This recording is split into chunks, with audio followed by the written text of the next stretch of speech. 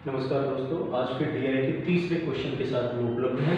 जो तीसरा क्वेश्चन था हमारा पैट का 16 अक्टूबर सेकंड शिफ्ट में डीआई का, जो कि टैबुलेशन से है, उस क्वेश्चन के साथ हम हैं, है ना। इसके सारे जो क्वेश्चन हैं उनके सॉल्यूशन हम बताने जा रहे हैं, तो आप देख लीजिएगा, ठीक है, और अपने आंसर्स को चेक कर लीजिएगा एक बार। जैसे हमारे पास पहला प्रश्न है कि पिछले वर्षों में किस प्रकार की कार के उत्पादन में सतत वृद्धि दर्ज की गई। Which type of car registered continuous increase in the production over the years? अच्छा, मैं सबसे पहले कैलकुलेशन को समझा दूं आपको। मैंने पूरा क्वेश्चन में लिख के सिर्फ ये बताया है कि एक कंपनी एक्स है जो 5 प्रकार की कारों का उत्पादन कर रही है और साल जो है वो 2016, 17, 18, 19, 20, 21 का उत्पादन दिया गया है। अगर यहाँ 230 लिखा हुआ है तो ये 230,000 है, क्योंकि यहाँ उसने बोल दिया इन थाउजेंड्स, ठीक है। अगर क्वेश्चंस में इसका यूज होता है तो ठीक है, नहीं होता है तो भी कोई दिक्कत नहीं है। चलिए, अब जैसे उसने बोला कि पिछले वर्षों में किस प्रकार की कार के उत्पादन में सतत वृद्धि दर्ज की गई है। अब देखो टेबल आपके पास है। सतत वृद्धि या कंटिन्यूअस ग्रोथ का मतलब क्या है कि लगातार ग्रोथ होती जानी चाहिए। अगर आप देखोगे कार ए में तो 2016 में 230 है, 2017 में 240 है, 2018 में 250 है, 2019 में 260 है ना। और ये कहां तक की बात कर रहा है, 21 तक की। 260 के बाद 230 हो गया, इसका मतलब उत्पादन जो है वो फिर गिर चुका है, उत्पादन गिर चुका है। तो ए तो हो नहीं सकता, ये 200 से 220 हो रहा है और 215 हो रहा है बी, ठीक है। जो जो ऑप्शन होंगे केवल वही देखेंगे। ऑप्शन में हमारे पास ए है, बी है और डी है, ठीक है। ए, बी और डी ऑप्शन में हमारे पास है। तो ये 200, ये 220 और ये 215, मतलब बढ़ के फिर उत्पादन गिर चुका है। मतलब ना तो आपका ए आंसर है और ना ही आपका बी आंसर है 2021 तक में। अब डी बचता है, तो डी को देखो 130 से 165 हो रहा है, 165 से 230 हो रहा है और 230 से फिर 220 हो गया, तो ये भी गिर गया, ये भी नहीं होगा। इसका मतलब इन तीन ऑप्शन में से तो कोई भी आंसर है नहीं। तो चौथा ऑप्शन देखते हैं कि चौथा ऑप्शन क्या है। चौथा ऑप्शन है आपके पास इनमें से कोई नहीं। इसका मतलब आपका आंसर हो जाएगा इनमें से कोई नहीं। तो पहले प्रश्न का जो आंसर है वो आपके पास आ जाएगा इनमें से कोई नहीं। तो ये मिटा दिया हमने, क्योंकि कोई भी इन तीनों कंपनियों में से ऐसी कंपनी नहीं है जिसमें कंटिन्यूअसली ग्रोथ हो रही हो। हमें पांचों को देखने की जरूरत नहीं है। कार जो है, हमें पांचों को देखने की जरूरत नहीं है बच्चे। क्यों नहीं है पांचों को देखने की जरूरत? हम ऑप्शन के हिसाब से चलेंगे। क्यों अपना टाइम वेस्ट करेंगे, है ना। टाइम वेस्ट नहीं करना है, ऑप्शन से देखना है। वर्ष 2016 से 2021 के दौरान एक्स कंपनी द्वारा निर्मित कारों में से किस प्रकार के कार की संख्या अधिकतम है। तो वो कह रहा है कि 2016 से एक्स तो निर्मित कर ही रही है, 2016 से 2021 तक, 2016 से लेके 2021 तक एक्स द्वारा निर्मित कारों में से किस प्रकार की कार की संख्या अधिकतम है। तो कार की संख्या अधिकतम हमें बताना है। कार की संख्या जिसकी अधिकतम होगी उसे हमें बताना है, ठीक है, अधिकतम। अब देखो यहां जोड़कर देखोगे कि कार की संख्या किसकी अधिकतम है। अब चार ऑप्शन हमें दिए गए, उन चारों ऑप्शंस में ही आपको देखना है। एक दिया है ए, एक दिया है बी, एक दिया है डी, एक दिया है ई, ठीक है। अच्छा, अब आप देखिए, अगर मैं ए और बी का कंपैरिजन करता हूं तो अलग से नोट करने की जरूरत नहीं है, थोड़ा तेजी के साथ करना आप लोग। ये 230 है, ये 200 है, ये इससे ज्यादा है, यहां भी ये ज्यादा है, यहां भी ये ज्यादा है, यहां भी ये ज्यादा है, यहां भी ये ज्यादा है। यहां तो ज्यादा रहेगा क्योंकि 100 में और ये 200 में। तो ए और बी के कंपैरिजन में ए ज्यादा है, बी को हटा दो, अभी ए ज्यादा है। अब ए और डी का कंपैरिजन कर लो। देखो यहां 2 बार 100 आ चुका है, जबकि इसमें सारे के सारे 200 प्लस में हैं, ठीक है, और मोस्टली मिड तक गए हुए हैं, 250, 260 तक। तो भाई साहब डी भी नहीं होगा, क्योंकि इसमें कोई भी मिड तक नहीं गया हुआ है और केवल 3 ही 200 की रेंज में है। अब बचा आपके पास ई। अगर ई को देखोगे तो इसमें 1, 2 200 की रेंज में है, बाकी और सब जो है 100 की रेंज में है। तो इसका मतलब ई भी नहीं है, आपके पास ए आंसर आ जाएगा। सॉल्व करने की बिल्कुल भी जरूरत नहीं है कि आप उसको सॉल्व करें, जोड़कर देखें, टाइम टेकिंग प्रोसेस है। क्या मतलब पढ़ रहा है, जब क्लियर दिख रहा है कि इसमें सारी वैल्यूज जो है बच्चे 200 से ऊपर आई हुई हैं और अप्रोक्सीमेशन में 250 के करीब में गई हुई है, और इसमें तो 4 ही ऐसे हैं जो 100 में है, तो कैसे पॉसिबल है कि वो उसके बराबर हो जाएगा। ठीक है, चलिए क्वेश्चन नंबर 3 पर आ जाते हैं। क्वेश्चन नंबर 2 हो चुका है हमारा, अब हम आ जाते हैं क्वेश्चन नंबर 3 पर। ठीक है, डीआई के क्वेश्चंस को हम इसी तरीके से करते हैं, है ना, उनको सॉल्व करेंगे, टाइम लगेगा।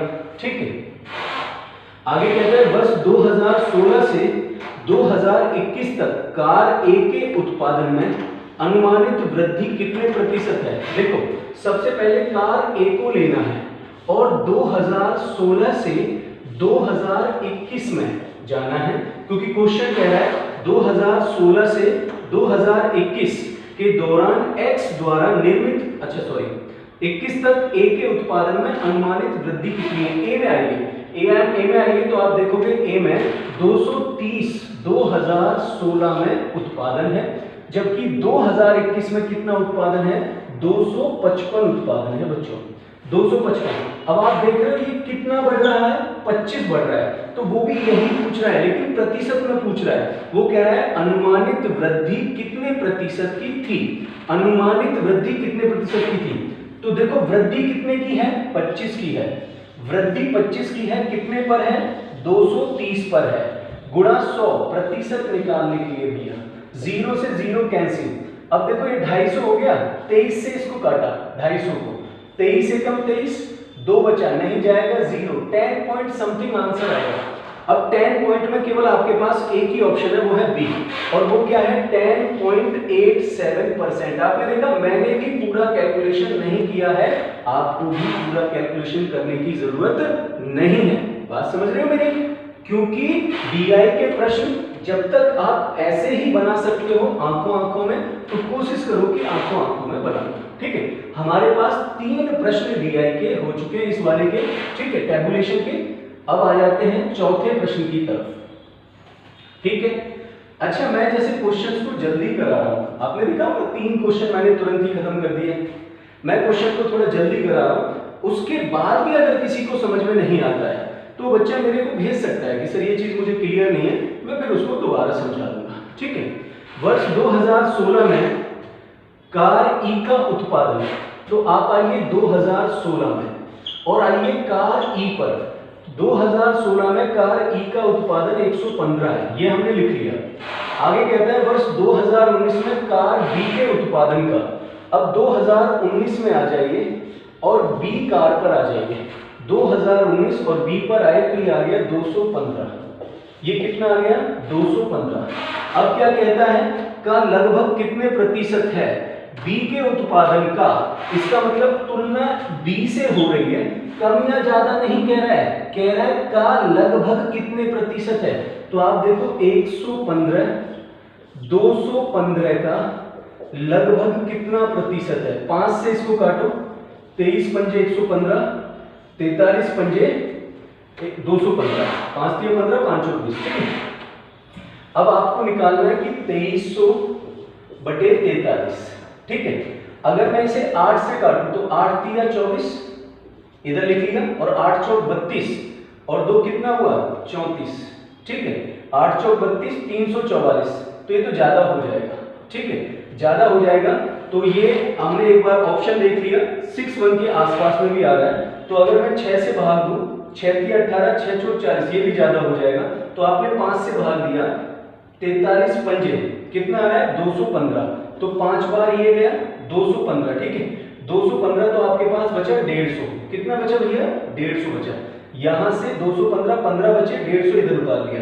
अब कितनी बार जा सकता है, 3 3 9 3 चौक 12, 4 3 12, 4 बार ज्यादा हो जाएगा, तो 53 पॉइंट समथिंग जो होगा वो आपका आंसर होगा 53.5, 53.5% will be your answer, 53.5% will be answer. वैसे हम डायरेक्ट भी कर सकते थे, डायरेक्ट कैसे करते, इसका 10% कितना हुआ 21.5, अब मैंने लगभग 22 ले लिया, तो 22 पंजे 110, तो लगभग 50% के आसपास में वो वैसे ही जा रहा है बिना कॉपी पेन उठाए। ठीक है ना, तो आप 50% के आसपास में आपके पास एक ही ऑप्शन है, वो है 53.5।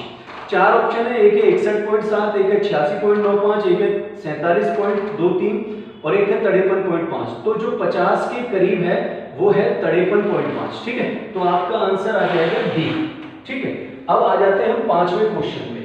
पांचवा क्वेश्चन इसका और लास्ट क्वेश्चन, इसका पांचवा क्वेश्चन और लास्ट क्वेश्चन, उस पर आ जाते हैं बच्चे। एक मिनट बस। अब पांचवा क्वेश्चन क्या कहता है इसको देख लेते हैं। पांचवा क्वेश्चन कहता है कि 2018 से 2021 के दौरान डी के उत्पादन में लगभग कितने प्रतिशत की कमी हुई। कंपनी डी की बात कर रहा है, तो हमने डी लिख लिया। 2018 से 2021, तो आप आ जाइए 2018 से 2021 में। ठीक है, तो डी ये है, डी में 2018 में 230 है, 2018 में 230 है। ठीक है, और 2021 में कितना भैया, 2021 में 220 है। तो कह रहा है कि लगभग कितना प्रतिशत कम हुआ, इससे तुलना करवा रहा है, तुलना इससे हो रहा है 2018 से, तो कितना कम हो रहा है 10, कितने पर कम हो रहा है आपके पास 230 पर गुणा 100। ठीक है, ये 0 से 0 हटा दिया, 23 चौका 92, तो 4 पॉइंट समथिंग जो भी आ रहा होगा।